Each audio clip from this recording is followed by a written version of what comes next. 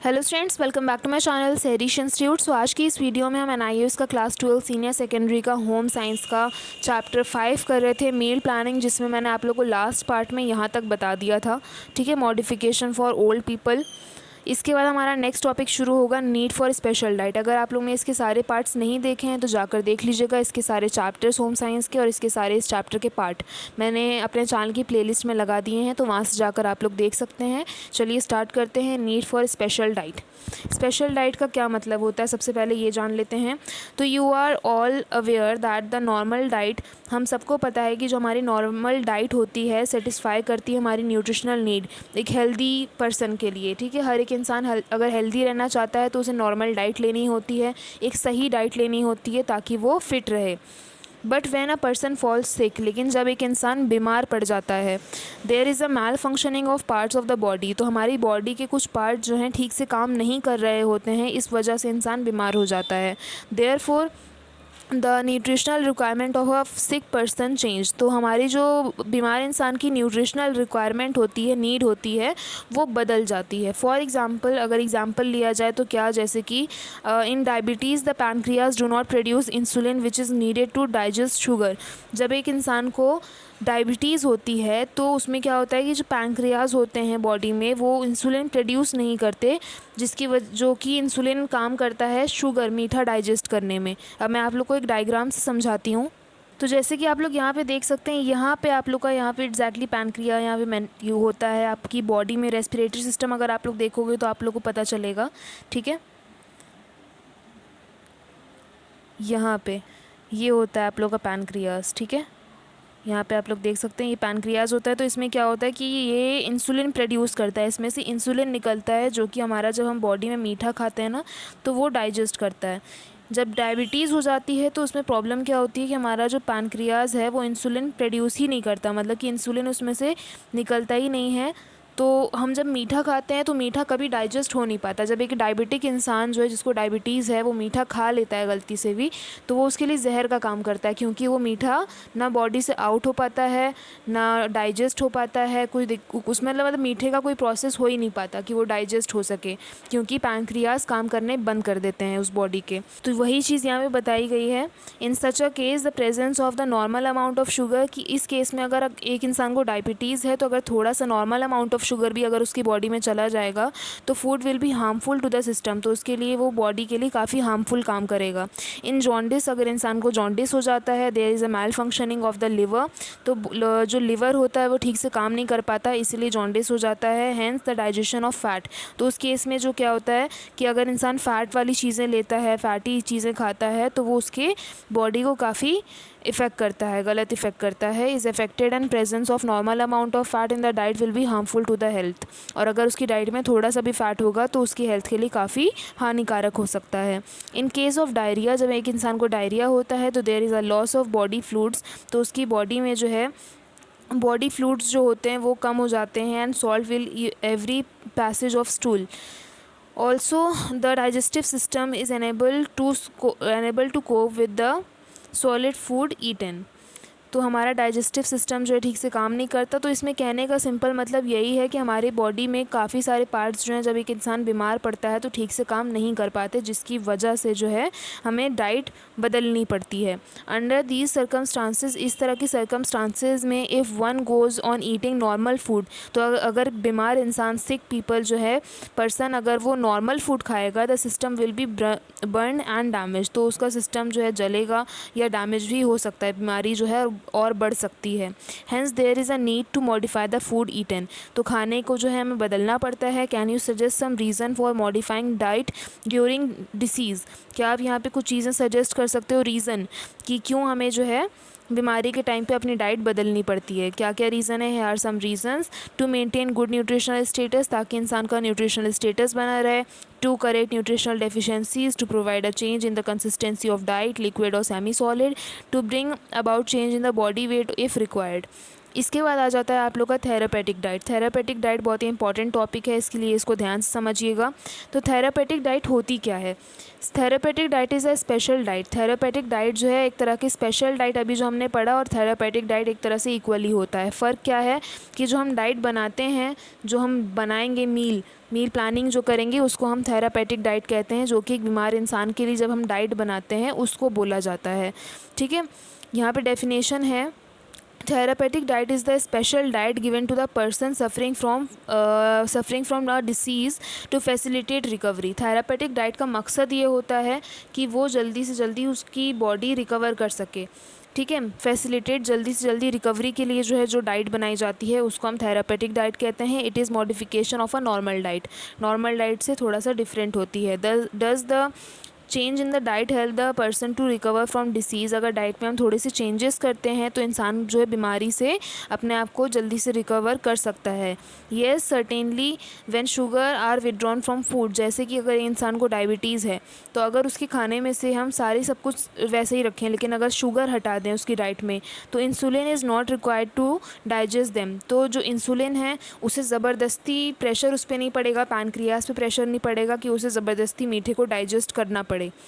When fats are taken off the diet, इसी तरह जब फैट जो है खाने में से निकाल दिया जाएगा तो लिवर रिलैक्स रहेगा। Liver can relax and take time to recover, और उसे टाइम मिल जाएगा ठीक होने का।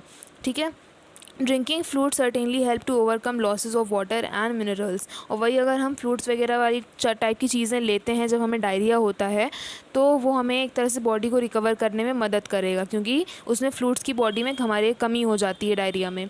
सम पॉइंट्स टू रिमेंबर, क्या क्या चीज़ें हमें ध्यान में रखनी होती हैं while modifying the diet of a patient. जब हम एक बीमार इंसान की डाइट मॉडिफाई कर रहे होते हैं, बना रहे होते हैं, keep the points in the mind. तो हमें क्या क्या चीज़ें ध्यान रखनी होती है? जैसे पहला, do not plan a completely different diet, because पूरी ही एकदम डिफरेंट डाइट मत प्लान करो, क्योंकि पहला है diet based of on a person daily diet have better acceptance. Daily diet जैसा होगा तो उसके लिए एक्सेप्टेड होगा, मतलब एक तरह से वो खाएगा पिएगा तो वो उसके लिए नॉर्मल चीज़ लगेगी उसे, पेशेंट को। सेकेंड है, such diet do not make a patient feel like that he और she is eating something completely different from the family member. अगर हम डाइट एकदम बदल देंगे, तो जैसे अपने ऊपर एक बार रख के फ़ील करो कि अगर कोई इंसान बीमार है तो उसकी डाइट अगर हमने बदल दिया उसको, मतलब हम सब कुछ इंटरेस्टिंग सा खा रहे हैं और बहुत ही बढ़िया सी चीज़ खा रहे हैं, और सामने जो बीमार है उसको सामने हमने खिचड़ी रख दिया और वो खिचड़ी खा रहा होगा, तो उसे फ़ील होगा कि मैं खिचड़ी खा रहा हूँ, बाकी सब लोग जो हैं कितनी अच्छी अच्छी चीज़ें खा रहे हैं। तो ये वाली फीलिंग जो है पेशेंट के ऊपर ये अच्छी नहीं लगती है, नहीं करना चाहिए। ठीक है, इस चीज़ का हमें ध्यान रखना चाहिए। तीसरा है, it is difficult to prepare. और साथ ही साथ जो है अगर हम बहुत ज़्यादा डिफरेंट डाइट बना देंगे तो फैमिली मेम्बर्स के लिए अलग बनाओ, बीमार इंसान के लिए अलग खाना बनाओ, बहुत ही डिफ़िकल्ट हो जाता है मैनेज करना बनाने वाले के लिए। सेकेंड पॉइंट है हमारा, try to include only those foods. कोशिश करो खाली वही खाना फूड आइटम ऐड करो which are liked by the patient, कि जो कि पेशेंट को पसंद है। Otherwise food may not be eaten at all. Serve the meal in an attractive way. खाने को जो है पेशेंट के सामने इतने अट्रैक्टिव वे से पेश करो कि उसको खाने का मन करे। ठीक है, इस तरह से ना लगे कि वो दवा की तरह खाए उसको। Types of modification of a normal diet. The type of modification that may have to be made are as follows, जैसे कि in diet consistency, the nutrient content in diet consistency, in nutrient content, in interval and frequency of feeding। इस तरह की चीज़ों का हमें, जैसे हमारा डाइट कंसिस्टेंसी का ध्यान रखना होगा, जो न्यूट्रिएंट कंटेंट है बीमार इंसान का उसका ध्यान रखना होगा, और कितने कितने गैप पे हमें उसे फीड करना है, खिलाना है इंसान को, बीमार पर्सन को, उसका भी हमें ध्यान रखना होगा।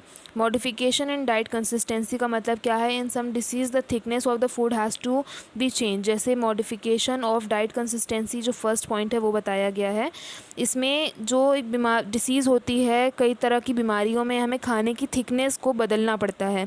The food can be served into two consistencies. खाने को जो हम दो तरीके से सर्व कर सकते हैं बीमार इंसान के सामने, जैसे वो खाना हो सकता है लिक्विड या सेमी सॉलिड। ठीक है, डिपेंड करता है किस तरह की बीमारी है उसके हिसाब से। Some time it become difficult to eat normal food, कई बार मुश्किल हो जाता है बीमार इंसान के लिए नॉर्मल खाना खाना। फॉर एग्ज़ाम्पल इन डायरिया, जैसे कि डायरिया है अगर इंसान को तो उसे फ़ीवर और you serve a liquid diet, उसे फ़ीवर होगा तो आप उसको लिक्विड डाइट सर्व करोगे। दिस लिक्विड डाइट में, इस तरह की लिक्विड डाइट में क्या क्या चीज़ें इंक्लूड हो सकती हैं? दूध, फ्रूट जूसेस और कोकोनट वाटर, नींबू पानी, टी, लस्सी, सूप, कोल्ड ड्रिंक एक्सेट्रा, इस तरह की चीज़ें जो इसमें ऐड होंगी।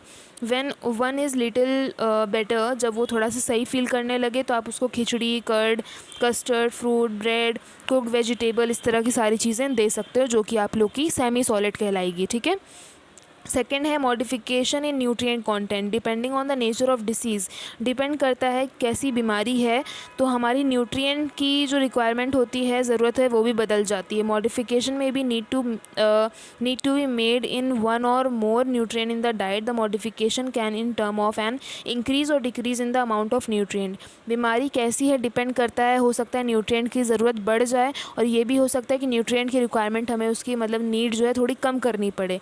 ठीक है। For example salt has to be reduce in high blood pressure, जैसे कि अगर इंसान का बीपी हाई हो जाता है तो हमें सॉल्ट कम करना पड़ता है, नमक कम करना पड़ता है। Intake of carbohydrate has to restricted in case of diabetes.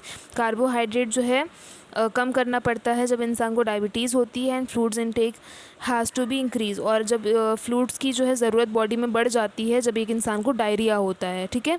तो फ्रूट्स उसे हमें ज़्यादा देना होता है। तो डिपेंड करता है कैसी बीमारी है, उस हिसाब से हम खाने का न्यूट्रिएंट और क्वांटिटी वगैरह डिसाइड करते हैं। तीसरा है modification in interval and frequency of feeding. Normally you eat 3 to 4 meals a day. एक दिन में हम नॉर्मल लोग जो एकदम फिट होते हैं 3 से 4 बार ही खाना खाते हैं। ब्रेकफास्ट हो गया, लंच हो गया, टी और डिनर, इस तरह से हम पूरा दिन खाते पीते हैं। इन सिकनेस, जब एक इंसान बीमार पड़ता है तो आप देखोगे कि उसे एक बार में जो है खाना खाना मुश्किल हो जाता है। Difficult to eat the amount you usually eat at a one time. एक बार में जो आप खाते हो उतना सारा एक बार में नहीं खा पाता। However your body must get all the nutrients in correct amount. तो आपकी बॉडी को जो है सारे न्यूट्रिएंट्स की ज़रूरत करेक्ट अमाउंट में चाहिए होती है, ज़रूरत होती है। Small amount of food at interval of 2-3 hours as many as 8-10 small meals in a day instead of 3-4 meals facilitates speedy recovery। तो एक बीमार इंसान के लिए आप क्या कर सकते हो, उसे जो है 3 से 4 बार नॉर्मल डेज़ में हम जैसे खाना खाते हैं वैसे देने के बजाय आप उसको 2-2 या 3-3 घंटे गैप पे जो है थोड़ा थोड़ा सा खाना दे सकते हो। ठीक है। कुल मिलाकर एक दिन में वो 8 से 10 बार थोड़ा थोड़ा सा खाता रहेगा तो उसकी बॉडी में खाने पीने की कमी नहीं होगी, जिसकी वजह से बीमारी हावी भी हो सकती है, बढ़ सकती है। ठीक है। तो हम इस तरह से जो है बीमार इंसान को फीड कर सकते हैं, खिला सकते हैं। अब यहाँ पे जो है बीमारी से रिलेटेड एक टेबल दिया हुआ है जो आप लोग अपने बुक में या फिर अगर आप पीडीएफ से पढ़ते हो तो उसको देख सकते हो। डिसीज़ यहाँ पे दे रखी है, बीमारी का नाम, जैसे डायरिया में डाइट कंसिस्टेंसी क्या होनी चाहिए, लिक्विड और सेमी सॉलिड। न्यूट्रिएंट कंटेंट में क्या होना चाहिए, लो फाइबर होना चाहिए। इंटरवल फ्रीक्वेंसी क्या होनी चाहिए, उसको 1 से 2 घंटे के बीच में जो हमें उसे खाना देना चाहिए थोड़ा थोड़ा सा। क्या क्या चीज़ें ले सकता है वो, सूप, बनाना, बिस्किट और खिचड़ी, पोटैटो, बॉइल्ड एग, कर्ड, दाल, रिफाइंड सीरियल्स, इस तरह की सारी चीज़ें हम उसे दे सकते हैं। क्या क्या अवॉइड करना है, क्या क्या नहीं देना है, जैसे whole cereals, chillies, whole pulses, fried food, guava fruit with skin, leafy vegetable, pastries, milk, इस तरह की चीज़ें नहीं देनी है। ठीक है। इसी तरह से बाकी सबका भी दिया है। फ़ीवर में हमें क्या देना चाहिए, सेमी सॉलिड डाइट होती है, हाई कैलोरी और हाई प्रोटीन वाली चीज़ें देनी चाहिए और 2 से 3 घंटे के गैप पे हमें उसे खिलाना पिलाना चाहिए। क्या क्या देना चाहिए, जैसे milk, egg, chicken, fish, juice, fruit, soup, lassi, दलिया, खीर, इस तरह की चीज़ें हम दे सकते हैं। और क्या क्या अवॉइड करना है ये रहा। ठीक है। इसी तरह से डायबिटीज़ का बताया है, हाइपरटेंशन का बताया है, जॉन्डिस का बताया है, कॉन्स्टिपेशन का बताया है। ठीक है। सेम टू सेम ये सारी चीज़ें जो हैं यहाँ पे, सारे क्या क्या चीज़ें आपको लेनी है, क्या अवॉइड करनी है, कितने कितने गैप पे खिलाना है और न्यूट्रिएंट कंटेंट क्या होना चाहिए और डाइट कंसिस्टेंसी क्या होनी चाहिए। ये टेबल आप लोग एक बार ठीक से देख लीजिएगा। ठीक है। इसके बाद आ जाता है आप लोग का wrong believe myth regarding diet. Diet को लेकर के जो लोगों के मन में अंधविश्वास होता है और सच्चाई क्या है, वो दोनों चीज़ यहाँ पे बताई है। There are many wrong beliefs prevalent among people regarding diet को लेकर के जो है लोगों के मन में काफ़ी ज़्यादा गलत मानना है कि ये करना चाहिए वो करना चाहिए। We present here only a few myth and the facts. यहाँ पे झूठ मतलब कि अंधविश्वास और सच्चाई बताई गई है। जैसे सबसे पहले है मिथ क्या है कि diabetic can not eat rice और पोटैटो, जो जिस इंसान को डायबिटीज़ होती है वो राइस और पोटैटो नहीं खा सकता। जबकि फैक्ट क्या है, सच्चाई क्या है, a little amount can be taken daily, थोड़ा थोड़ा सा वो जो है रोज़ अगर खाना चाहे तो खा सकता है। सेकेंड मिथ है कि jaundice patient can not jaundice patient should not take fat और टर्मरिक इन देयर डाइट। जिसको जॉन्डिस होता है वो फैट और टर्मरिक हल्दी वगैरह नहीं ले सकता अपनी डाइट में। सच्चाई क्या है, fat must be excluded for a while but turmeric is not harmful during jaundice. Fat जो है नहीं लेना चाहिए, लेकिन हल्दी का बिल्कुल भी कोई ऐसा रोल नहीं कि हल्दी नहीं ले सकते, हल्दी वो ले सकता है। ठीक है। तीसरा मिथ है कि क्रैश डाइटिंग और eating very little is good for losing weight fast. भूखे रहना या फिर बहुत ही थोड़ा थोड़ा सा खाना हमारी मदद करता है कि हमारा वेट लॉस हो जाए। जबकि फैक्ट क्या है, starvation diet is harmful to the body. भूखे रहने वाली डाइटिंग करना, इस तरह की सारी चीज़ें जो हमारे लिए काफ़ी हार्मफुल होती हैं हमारी बॉडी के लिए। A controlled high fibre low calorie diet is recommended. बोला जाता है कि हाई फाइबर वाली चीज़ें लीजिए और लो कैलोरी वाली चीज़ें, मतलब कैलोरी और फैटी टाइप की चीज़ें जो है अवॉइड करिए, और हाई फाइबर जैसे ज़्यादा से ज़्यादा पानी पीजिए। इस तरह की सारी चीज़ें लेने से जो हमारा वेट लॉस हो सकता है। उसमें भूखे रहने वाली डाइट जो होती है, डाइटिंग होती है, उसमें हमारा खाली कमज़ोरी बॉडी में आती है, वेट लॉस नहीं होता। चौथा है मिथ हमारी कि इन डायरिया स्टॉप ईटिंग। डायरिया जब होता है तो खाना खाना बंद कर देना चाहिए। असलियत क्या है, the body need food to help recover. हर बीमारी में जो है बॉडी को खाने की ज़रूरत होती है, बस उसकी कंसिस्टेंसी बदल जाती है, उसका हमें ध्यान रखना होता है। तो बॉडी को अगर ठीक होना है, बीमारी को अगर ठीक करना है तो हमें खाना खाना होगा। Stopping food only aggravate the problem. खाना बंद कर देना जो है खाली प्रॉब्लम को बढ़ाएगा।